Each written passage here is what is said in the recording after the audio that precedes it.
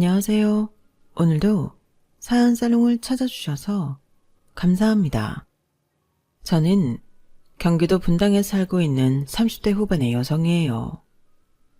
저는 작년 이맘때 결혼을 준비 중 파혼을 선언하고 계속 싱글로 지내는 중이에요. 나이도 있는데 왜 그랬나 싶은 분들도 계실 거예요. 하지만 제 이야기를 들어보시면 제 심정과 엄마 아빠 마음을 조금은 이해하실 거예요. 남친 어머니가 정말 인성이 개차반이었거든요. 그럼 어떻게 된 일인지 저와 남친의 만남부터 차근차근 이야기해 보도록 할게요. 남친을 만날 당시 저는 한의사로 독립개업을 해서 2년 차였어요. 그전에는 하늘 같은 대선배님의 큰 한의원의 분원에 있었어요. 거기서 많은 경험을 하고 드디어 저만의 한의원을 차리게 된 것이죠. 한의사도 사람의 몸과 정신을 다루기 때문에 공부할 것도 굉장히 많고 학회도 많이 가야 하고 논문도 많이 써야 해요. 그런 걸 해가며 한의원까지 개원하느라 힘들기는 했는데요. 그만큼 보람도 있었어요. 저는 스트레스를 클래식 음악 듣는 걸로 풀었거든요. 친한 친구들 중에는 저랑 취미가 같은 사람이 없어서 커뮤니티에 들어가서 시간 맞는 사람들끼리 음악회를 가곤 했어요. 남친은 제가 음악회에 가는 날 그 모임 회원인 지인을 따라서 왔는데요. 자기는 클래식을 이렇게 보러 다닌 적이 거의 없는데 꽤 좋았다며 앞으로도 계속 오고 싶다고 하더군요. 그렇게 해서 음악회에서 만났다가 사귀게 되었어요. 남친은 학원 강사였어요. 정확히 말하자면 해외로 대학을 가는 아이들 대상인 학원인데 남친은 거기서 중국어를 가르쳤어요. 처음 사귀게 된 건 남친이 모임에 들어와서 6개월쯤 지났을 때였는데요. 아주 솔직하게 자기의 감정을 표현하더라고요. 정아야, 실은 나 너 때문에 이 모임 들어온 거야.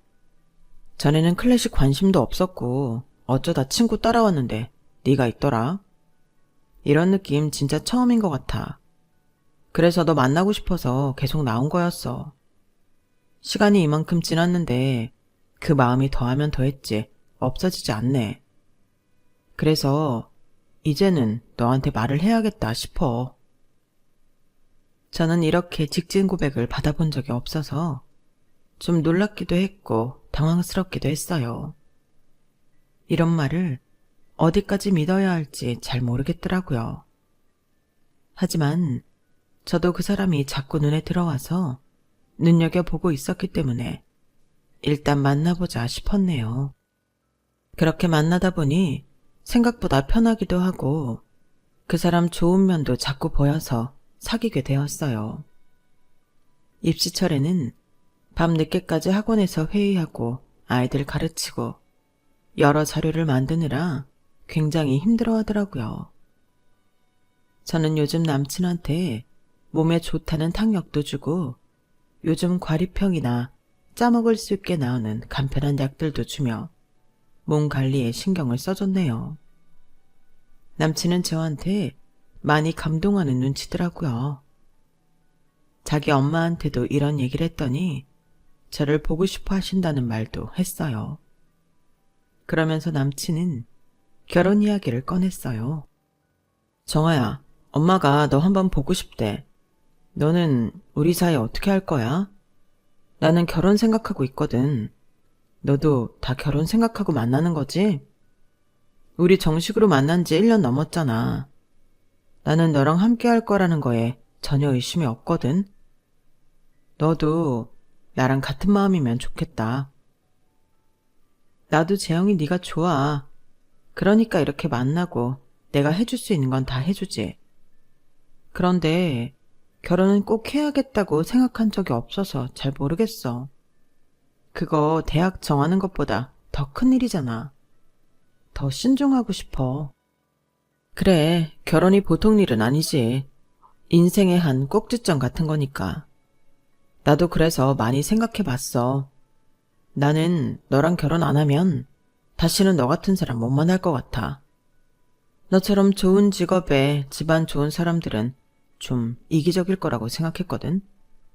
내가 그 편견이 너를 보면서 깨졌잖아. 나는 정말 진지하게 생각하고 한 말이니까 너도 그렇게 해줘. 그 답이 긍정적인 거면 좋겠다. 이 말을 할 때의 남친은 정말 진지해 보였어요. 저를 어떻게 생각하는지 알 수 있겠더라고요. 그렇다 해도 저는 바로 결혼하고 싶은 마음이 크지 않아서 망설였어요. 그러자 남친은 거의 매일 이벤트를 마련해서 점심시간에 갑자기 호텔에서 주문한 도시락을 보내준다던가 맛있는 간식을 보내주기도 했고 별스럽지 않은 날인데도 꽃도 사주면서 자기 마음을 계속 표현했어요. 우리 학원에서 나처럼 사자 들어가는 사람 사귀는 사람 없다? 다들 나를 얼마나 부러워하는데. 그거에 비해서 너는 어디 가서 나 자랑할 게 없지. 해외 유학학원 강사니까.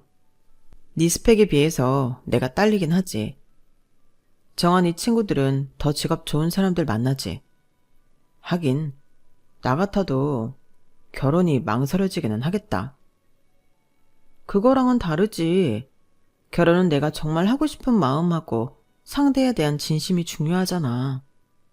물론 서로가 서로를 잘 이해하고 신뢰가 있다는 게 먼저이긴 해. 나는 재영이 너랑은 신뢰는 있고 서로를 잘 이해할 수도 있다고 생각해. 다른 사람이 변호사랑 만나면 나도 그래야 하나? 내 친구가 고급 공무원 만나면 나도 그래야 돼? 그건 아니지. 사람은 각자 다 다른 건데. 나한테 지금 필요한 건 내가 이렇게 결혼을 하고 싶은 건가 하는 거야. 네가 싫거나 그런 게 아니야. 싫으면 내가 만나겠어? 무슨 말인지 알 것 같아. 근데 우리 나이도 몇 년 있으면 40이잖아. 결혼할 마음이 없는 게 아니라면 한 해라도, 아니 하루라도 빨리 결정해야 되지 않겠어? 지금은 늦게 결혼하는 사람들 많다고는 해도 그래도 한 살이라도 어릴 때 하는 게 좋잖아. 남친 말도 틀린 건 아니었어요. 하지만 저는 나이가 그렇게 중요하다고는 생각 안 했기 때문에 그 부분은 저랑 좀 달랐던 것 같아요. 그러다 한 번은 남친이 손목이 아파서 저희 한의원에 와서 침을 맞고 찜질도 한 적이 있었어요. 시간이 한의원 문 닫을 시간이라서 남친을 제일 마지막에 해주고 직원들 퇴근한 다음에 둘이 같이 나왔네요. 그때 아빠가 대걸레로 건물 1층 로비를 청소하고 있었어요. 제가 아빠한테 남친을 소개하려고 했는데 남친이 전화를 받으며 바로 나갔고 아빠는 관리인이 불러서 이야기를 하는 바람에 타이밍을 놓쳤고요. 사실 아빠는 제 한의원이 있는 건물 사장이에요. 한마디로 건물주죠. 한의원이 있는 건물 말고도 아파트 2채가 더 있었고 아빠 고향에 선대로부터 물려받은 땅도 꽤 있었어요. 과천 쪽에 고급 빌라도 있었고요. 젊을 때 대기업 건축회사를 다니셨고 그러다가 퇴사하고 건축업을 하셨거든요. 해외 리조트도 많이 짓고 하셨는데 너무 무리하시다가 허리가 안 좋아지셔서 은퇴하시고 갖고 계신 건물들 관리하시며 지내세요. 전화 엄마 그리고 언니는 그냥 아무것도 하지 말고 쉬라고 해도 그게 건강에 더 나쁘다며 일주일 내내 순번을 정해서 건물들을 다니며 관리하셨어요. 남친이 한의원에 온 날이 바로 그 건물 순서였던 거고요. 저는 집에 가서 아빠한테 오늘 저랑 같이 있었던 남자 못 봤냐며 이야기를 시작했어요. 그랬어? 아빠는 눈치 못 챘네. 아까 관리소장이 전기시설 손봐야 된다고 하길래 그 이야기 하느라 정신이 없었어. 아빠, 언제까지 그렇게 일일이 직접 쓸고 닦고 할 거야. 건물이 작은 것도 아니고 나 있는 데만 해도 7층짜리 대형 건물인데 아빠 허리도 나빠지면 어떡하려고 그래. 나중에 남친하고 인사하러 왔을 때 제대로 앉지도 서지도 못하는 모습 보여주고 싶어. 제 말에 엄마가 놀라며 끼어들었어요. 어머, 정아 너 결혼할 남자 있는 거야? 어떻게 그동안 말 한마디 없었어? 음악회 간다고 나갔던 게 혹시 남자 만났던 거니? 음악회 갔던 거 맞아. 그러다가 만난 거긴 하고. 뭐 그쪽에서 결혼을 진지하게 생각해달라고 해서 나도 고민 중이야. 그래? 고민이 되는 거면 뭐 마음에 안 드는 거라도 있는 거야? 엄마도 알잖아. 나 그렇게 결혼 깊이 생각 안 했던 거. 걔가 좋긴 한데 사실 나도 결혼하고 싶은 마음이 있으니까 고민하게 되는 것 같아. 제 말에 아빠가 말씀하셨어요. 그래, 다 네 선택이지. 결정하게 되면 말해라. 그런데 지금은 서로 좋기만 하니까 단점 같은 게 안 보일 수 있어. 물론 모든 장점을 보고 그걸 더 키워야 하는 건 맞지만 사람 관계에서는 내가 싫은 걸 받아들이는 게 정말 어렵거든. 그것도 평생 같이 할 사람이라면 더 그렇지. 그러니까 결혼 준비를 하게 되더라도 좀 객관적으로 보려고 노력해봐. 그럴 때 보이는 단점들을 네가 수용할 수 있을지 다 품고 살아갈 수 있을지 그게 중요하다. 그때 이미 제 마음은 결혼 쪽으로 많이 기울기는 했어요. 남친이 보여주는 정성이 보통이 아니었거든요. 저한테 이렇게만 해준다면 결혼도 나쁘지는 않겠다는 마음이 들었어요. 하지만 아빠 말씀이 꽤 중요할 것 같다는 생각이 들더라고요. 무엇보다도 아빠는 사업을 하며 많은 사람들을 만나봤잖아요. 말 그대로 산전수전 다 겪으며 이만큼 재산을 불려놓으셨으니까요. 그래서 일단 결혼을 꼭 한다는 것보다 가볍게 인사부터 해보자는 데에 남친과 저는 합의를 보았고 먼저 남친 어머니를 만나보기로 했어요. 아무래도 어른을 먼 데까지 나오게 하기가 좀 그래서 남친 동네로 갔어요. 좀 일찍 도착해서 남친이 사는 아파트까지 가봤죠. 저희 집보다는 평범하다는 걸 알고 있어서 그냥 보통으로 사는구나 생각하고 있었어요. 그런데 저만 치서 누가 막 저를 보고 뛰어오길래 봤더니 남친이더라고요. 저는 뛰지 말라는 뜻으로 손을 흔들어 신호를 보냈어요. 남친은 저를 보더니 막 도로 쪽으로 밀어내더라고요. 아니, 약속 장소에서 기다리지 여기까지 왜 왔어? 엄마가 너 한의사인 거 알고 밖에서 보자고 한 거야. 혹시 우리 집 보고 실망하면 어쩌나 해서. 그럴 거면 만나자고 했겠어? 나 안 그래. 실망하고 말고 할 게 뭐야. 그래도 엄마는 그렇지 않은가 봐. 일단 약속 장소 먼저 나가 있어. 나 엄마랑 금방 갈게. 그렇게 남친이 저를 밀어내는데 별 수 없이 혼자서 약속 장소로 가는데 저만치 보니까 남친이 웬 할머니한테서 옷걸이에 건 자켓을 받아서 가더라고요. 그 옷이 뭔지는 남친과 남친 어머니를 만나고 알았네요. 남친 어머니가 그 자켓을 입고 나왔으니까요. 저를 만난다고 빌린 것 같았어요.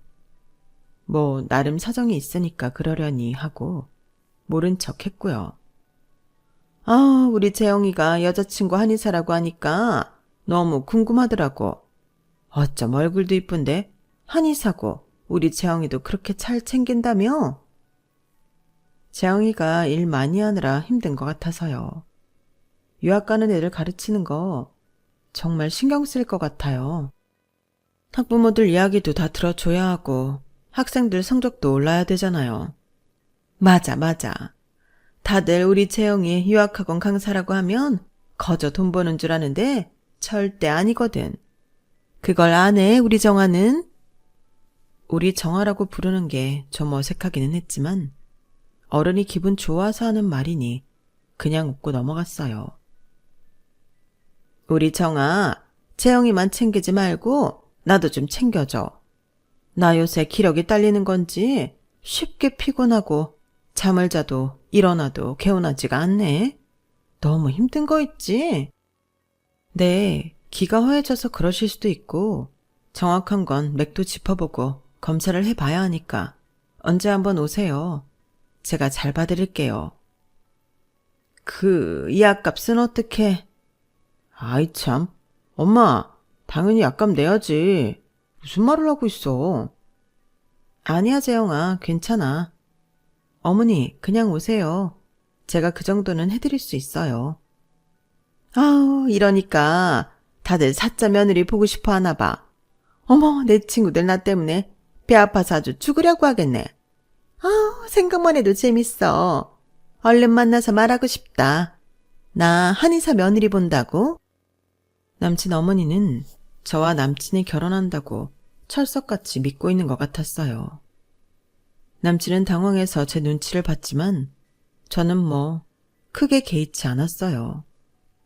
어느 정도 결혼하겠다고 마음을 굳혔었거든요. 아니, 이렇게 보니까 네가 참 낯설지 않고 이쁜 게 우리 집 식구들이고 그런 것 같아. 왜? 서로 맞는 사람들끼리 편하다고 하잖아. 나는 네가 이렇게 편할 수가 없네. 정아, 너도 그러니? 네, 처음 뵀지만 아주 어색하지는 않네요. 그렇지? 이런 게 운명이라는 거야. 사돈 되실 분들도 얼른 뵙고 싶다. 분명 아주 고상하고 좋으신 분들이겠지? 이렇게 딸을 잘 키우셨으니 말이야. 네, 저희 엄마 아빠 정말 좋으세요. 제가 자식이라 하는 말이 아니라 정말 그래요. 그렇게 나름 화기애애한 시간을 마치고 남친은 저를 바래다주며 이렇게 말했어요. 엄마가 너무 부담 준 거 아니지? 아직 너 마음 결정도 안 했는데 며느리라는 둥, 사돈이라는 둥 그랬잖아. 내가 배로 온다고 하니까 결혼 결정했다고 생각하실 수 있지. 나도 많이 긍정적으로 되긴 했어. 그래서 말인데, 재영이 너도 우리 부모님 만나러 올래? 내가 오늘 여기 온다고 하니까 너 만나고 싶다고 하셨어. 정말이야? 너 결혼 생각 있는 거지? 그럼 나도 당연히 뵈러 가야지. 남친은 입이 기밑까지 걸려서 너무 좋아했어요. 그걸 보니 나를 이렇게까지 좋아하는데 결혼 안 하면 후회할지도 모른다는 생각이 들더군요. 그리고 한 주가 지나서 휴일날 남친이 저희 집에 오게 됐어요. 엄마는 새벽부터 수산시장에 직접 가서 생선도 사오시고 손수 많은 요리를 준비하셨어요. 말 그대로 상다리가 부러질 정도로 잘 차리셨어요.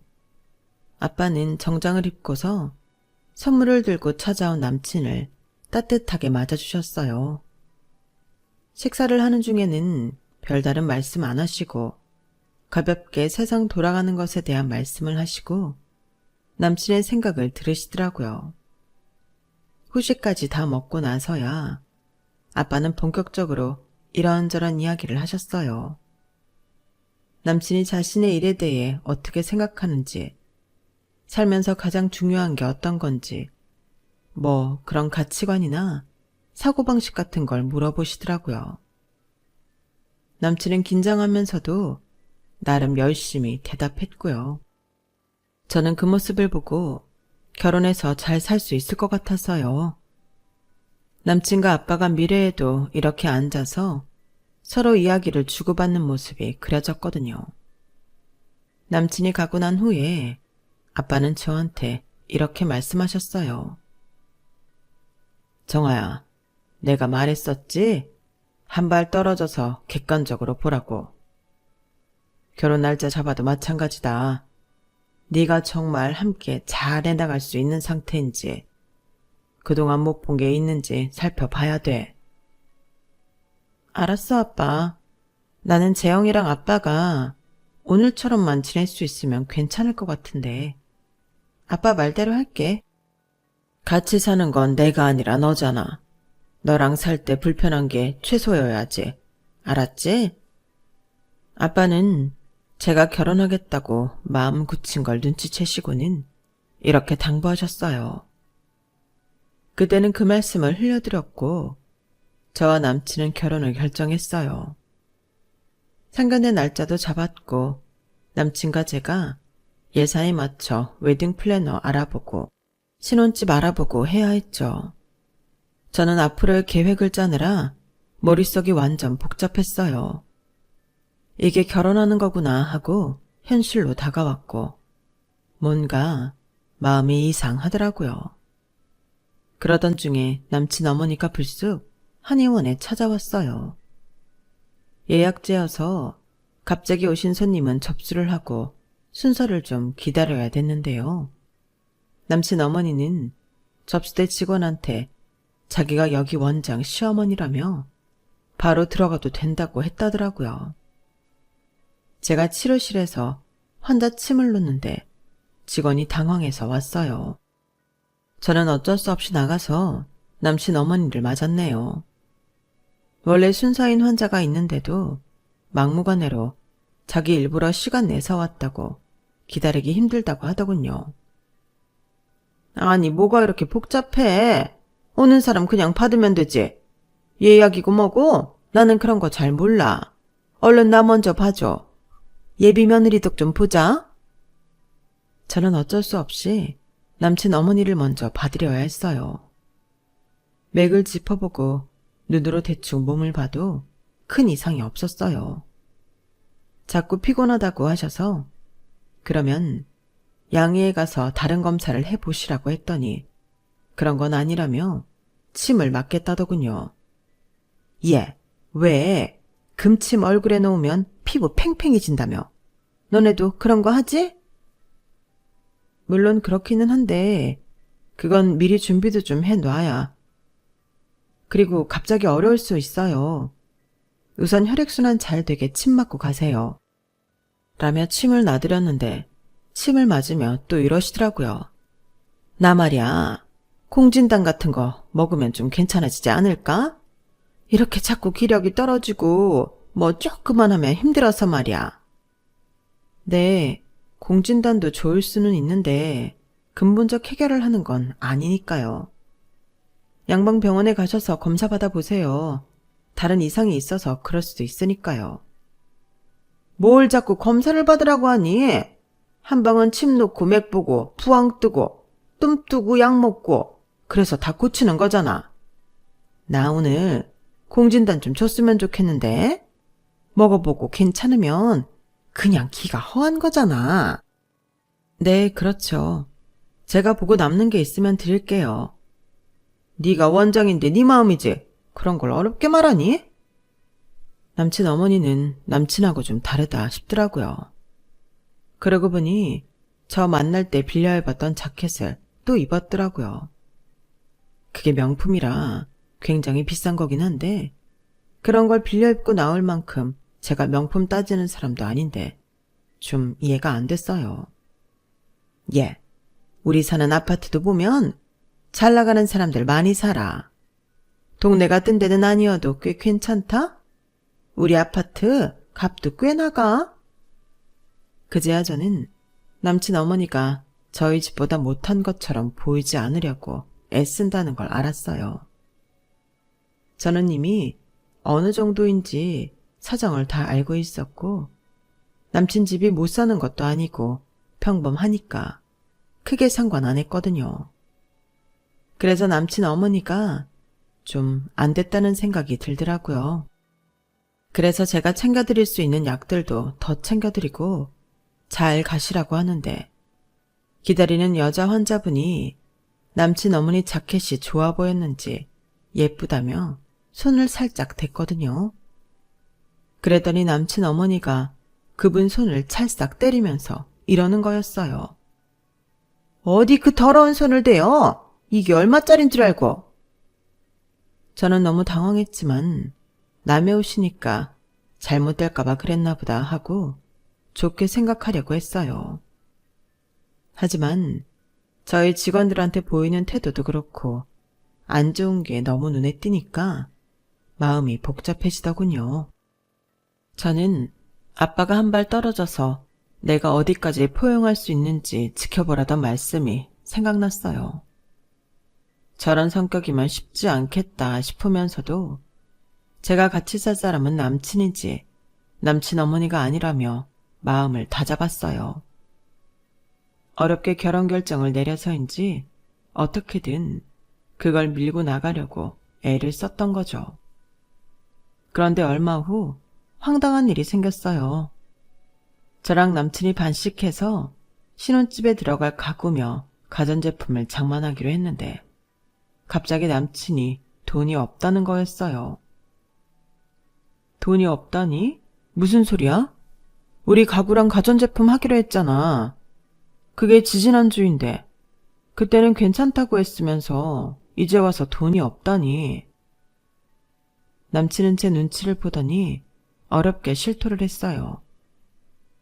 그게 엄마가 사돈 댁보다 수준 떨어지는 것처럼 보이면 무시한다고. 우리가 비슷하게 산다는 걸 보여줘야 된다고 하시더라고. 그러면서 차를 좋은 걸로 했으면 좋겠다고. 그래서 엄마 벤츠 뽑아드렸어. 엄마 차가 제일 좋겠대. 너나 장인어른 장모님 만날 때 보이는 게 뽀대놔야지.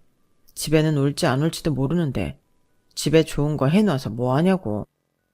나는 니네 대단히 잘 사는 건 아니어도 평범하고 먹고 살 걱정 없다는 거 아는데 왜 그렇게까지 하신대? 여자 집이 너무 잘 살면 집에 들어오는 여자도 그렇고 그 집안도 이쪽 무시하기 십상이래. 나도 좀 느꼈는데 저번에 인사 갔을 때 니네 아버지 잔소리 장난 아니시더라. 내가 더 잘 나가는 직업이고 우리 집이 좀 잘 살았으면 그랬겠어? 그래서 나도 그러자고 했어. 우리가 어느 정도 사는 것처럼 보여야 장인어른도 나한테 안 그러시겠지. 그렇게 생각하고 있었던 거야? 의외다. 나는 그날 둘이 이야기 잘하는 것 같아 다행이다 했는데 저렇게 이야기 나누면 나중에도 잘 지낼 수 있겠다고 혼자 좋아했지. 그게 무슨 얘기를 나누는 거야. 일방적으로 훈계하고 나는 그냥 비위 맞춘 거지. 아무튼 그래서 나 가전제품하고 과거할 돈이 없는데 네가 그냥 하면 안 돼? 어차피 다른 거 네가 하기로 했는데 돈 쓰는 김에 좀 더 쓰면 되잖아. 남친은 그동안 제가 알고 있던 모습과 전혀 다른 걸 보여줬고 저는 너무 놀라서 말을 잇지 못했어요. 그리고 이 결혼을 접을지 계속 밀고 나갈지 결정해야겠다 싶었어요. 하지만 그날은 쉽게 결정을 내리지 못했네요. 저도 그만큼 남친을 좋아했으니까요. 생각이 다를 수도 있는 거라며 스스로를 납득시키려 애를 썼어요. 하지만 한편으로는 아빠가 인생 철학에 대해 물어보고 앞으로 어떻게 하면 좋겠다고 조언해 주신 걸 무시해서 잔소리나 했다고 생각하는데 그게 결혼한다고 나아질까 하는 의문이 들더군요. 그런 생각에 머리가 복잡하던 중에 남친 어머니가 또 한의원에 오셨어요. 이번에는 친구까지 데리고 오셨더라고요. 예, 내 친구가 1년에 2번 보약을 지어 먹거든. 내가 이리 오라고 했어. 우리 며느리가 아주 잘해줄 거라고. 약재 최고급으로 넣어주고 서비스로 침도 좀 놔주고 부항도 떠줘라. 거기 물리치료실 아가씨, 우리 커피 좀 한 잔씩 갖다 주고. 아우, 손님들이 많네. 제가 여기 원장 시어머니예요. 치료 잘 받고 가세요. 이러면서 대기실이며 치료실이며 다 휘졌는데 이건 좀 아니다 싶었어요. 게다가 손을 허리에 얹고서 여기저기 둘러보며 인테리어 간섭부터 시작해서 약재실까지 들어가 직원들한테 잔소리를 하는데 다들 질려서 저만 쳐다보고 있더라고요. 어머니, 여기 대기실에 친구분하고 좀 같이 계세요. 저희 직원들도 일해야 되잖아요. 그리고 커피는 제가 드릴게요. 저희 직원들도 바쁘거든요. 아무리 바빠도 원장 시어머니가 왔는데 커피 한 잔 내오는 건 당연한 거 아니니? 너 직원들 교육 좀 다시 시켜야겠다. 그리고 나 오늘은 금침 맞고 갈란다. 얼굴이 팽팽해진다는데 그거 해줄 수 있지? 친구 앞에서 자기를 망신 주겠냐는 심산인지 아주 당당하게 요구를 하더군요. 결혼도 하기 전에 트러블이 나는 건 피해야 마땅하다고 들었기 때문에 그날은 남친 어머니 요구대로 들어줬어요. 그러면서 정말 한 발 떨어져서 내가 이 사람을 시어머니로 모시고 살 수 있나 생각하기 시작했네요. 결혼 준비를 하면서 원래 합의했던 대로 하지 않고 자꾸 자기 마음대로 하는 남친에 대해서도요. 남친은 가전제품하고 가구 말고도 신혼집 얻을 곳을 터무니없이 집값이 비싼 동네에 하자고 하더라고요. 거기는 우리 형편으로 감당이 안 되잖아. 장인어른한테 좀 부탁해봐. 그 정도는 해주실 수 있잖아. 정 안 된다고 하시면 장인어른 갖고 계시다는 그 아파트 사람 내보내고 우리가 들어가면 안 되나? 그것도 좋은 방법 같은데? 혹시 그거 받으려는 생각에 그쪽에 집 얻자고 하는 거야? 아니야. 뭘 그런 생각을 해. 나는 기왕이면 나중에 집값 많이 오를 동네가 좋겠다고 생각해서 거기 말한 거야. 근데 보니까 거기 장인어른 아파트가 있잖아.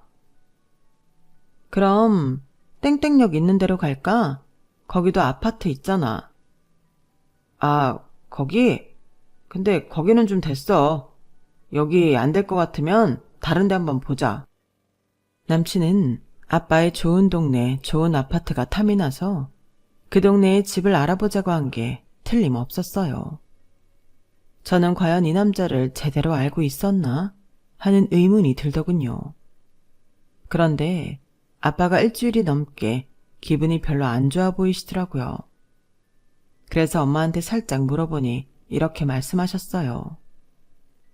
아, 지난주에 너 한의원 있는 건물 가서 관리소장하고 같이 1층 화장실 점검하다가 건물에 온 손님하고 살짝 부딪혔나 봐. 그런데 아주 생 난리를 치면서 인격적인 모욕을 하더래.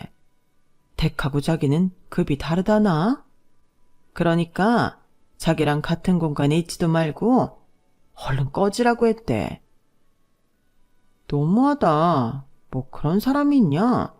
그런 인간 같지도 않은 사람이 한 말에 뭘 그렇게 신경 쓰신대. 원래 아빠 그런 거 별 신경 안 썼잖아. 나이가 들어서 그런 것 같아. 보니까 다른 건물 새로운 관리소장은 건물주가 이렇게 청소하고 점검하는 걸 부담스러워 하더라. 그 사람은 그럴 수밖에 없지. 아빠가 주인인데 자꾸 와서 뭘 하려들면 편하겠어? 내가 이참에 그만하라고 했는데 모르지 뭐.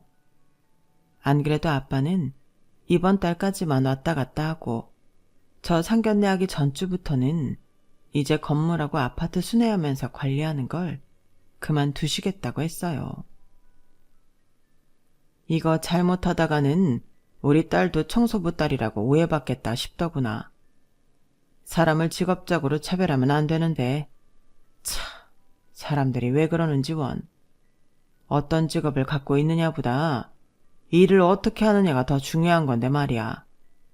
물론 이상한 직업을 갖는 건 안 되겠지만 말이다. 아빠는 그렇게 언짢은 마음을 표현하시고 다시는 말씀하지 않으셨어요. 저는 잘 생각하셨다고 언니에 이어 저도 결혼하니까 이제는 좀 쉬시라고 하며 저 상견례 나갈 생각만 하시라고 했네요. 그런데 그 상견례는 영원히 못하게 되어버렸어요.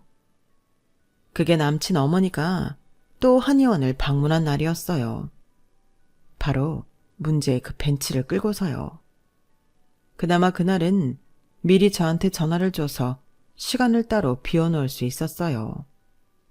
남친 어머니는 직원들한테 전보다 더 거드름을 피우며 이것저것 요구하더라고요.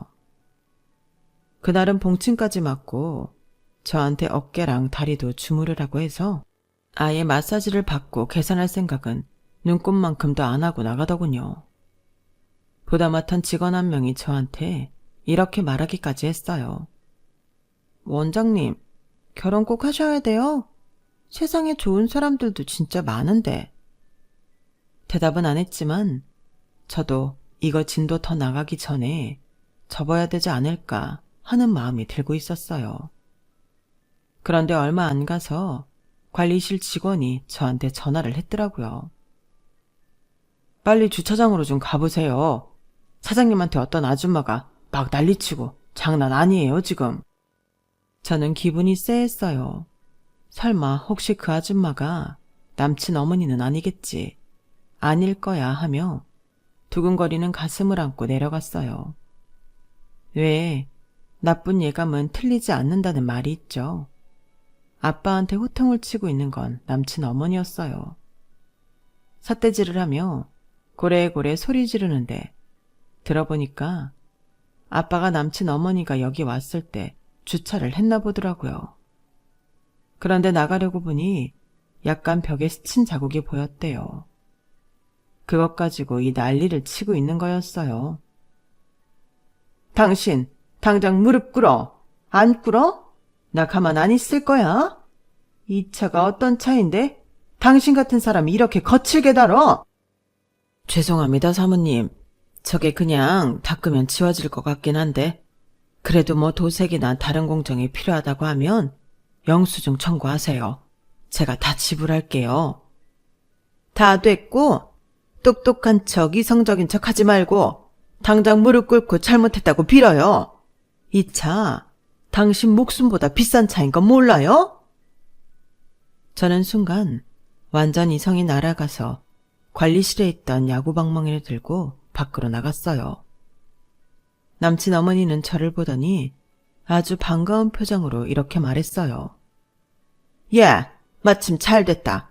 여기 이 영감쟁이가 내 차에 흠집을 냈지 뭐니? 지난번에 왔을 때도 앞에서 깔짝대더니 아주 끝까지 사람 불편하게 한다. 저는 함부로 짓거리는 시어머니를 지나쳐서 벤츠차 앞에 가서 야구방망이를 마구 휘둘렀어요.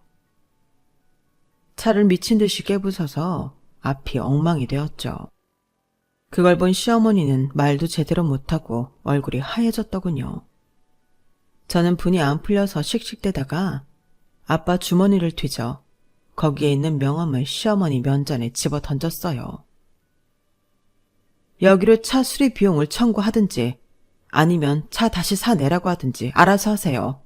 그 돈 내가 줄 테니까. 저는 그러면서 아빠 손목을 끌고 건물 안으로 들어갔어요. 뒤늦게 아빠 명함을 확인한 시어머니는 어느새 저희를 따라와 저희 앞을 막아서더라고요. 저기 그러니까 이분이 너 정 아버님이셔? 사돈 어른이야? 아니 왜 사장님이 이런 허드렛 일을 하셔서.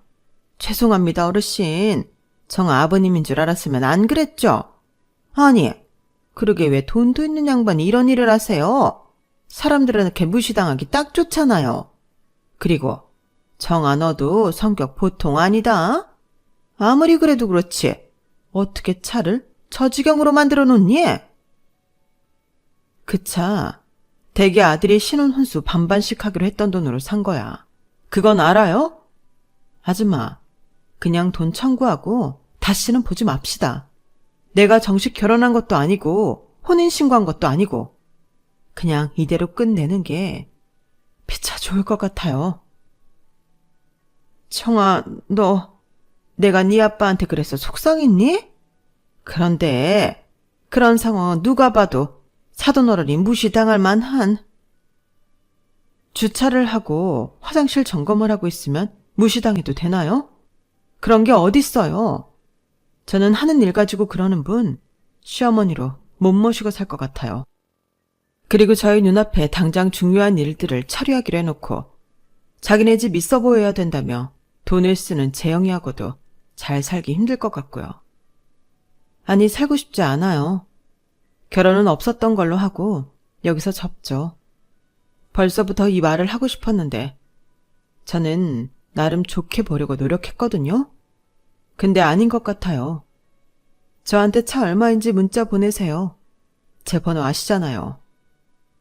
그리고 제가 아빠와 엘리베이터에 타려고 하자 남친 어머니는 아빠 앞에 무릎을 꿇고 싹싹 빌었어요. 사돈어른, 제가 잘못했습니다. 제가 미처 몰라서 큰 실수를 했어요. 부디 마음 푸시고 정화한테도 잘 말해주세요. 제가 정화한테 부탁했던 게 하나 있죠. 평생을 같이 할 수 있는 사람들인지 객관적으로 보고 판단하라고. 그런데 못하겠다고 하지 않습니까? 저도 이런 식으로 사람 위에 사람 있고 사람 밑에 사람 있는 집에 딸 보내고 싶지 않습니다. 살다가 무슨 일이 생길지 모르는데 혹여 우리 집 재산이 떨어지고 나면 우리 딸한테 어떻게 할지 누가 알겠습니까? 아우, 아니에요, 사돈. 이런 건물이 2채씩이나 있고 아파트도 있는데 망하긴 왜 망해요? 사돈, 제가 잘못했습니다.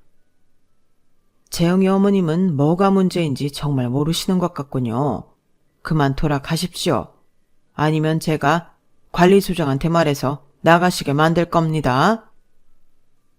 아빠가 점잖지만 단호하게 말씀하시자 남친 어머니는 어쩔 수 없이 건물을 나갔어요. 그리고 엉망으로 찌그러진 자기 차를 보며 발을 동동 구르더군요. 저는 바로 들어와서 남친 계좌로 자가용 값을 보내주고 전화했어요.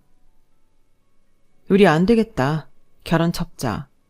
너 우리 아빠 아파트 공짜로 얻으려고 했던 속셈도 알았고 니네 엄마 우리 한의원이 자기 거인 것처럼 굴고 행세하는 것도 다 알거든.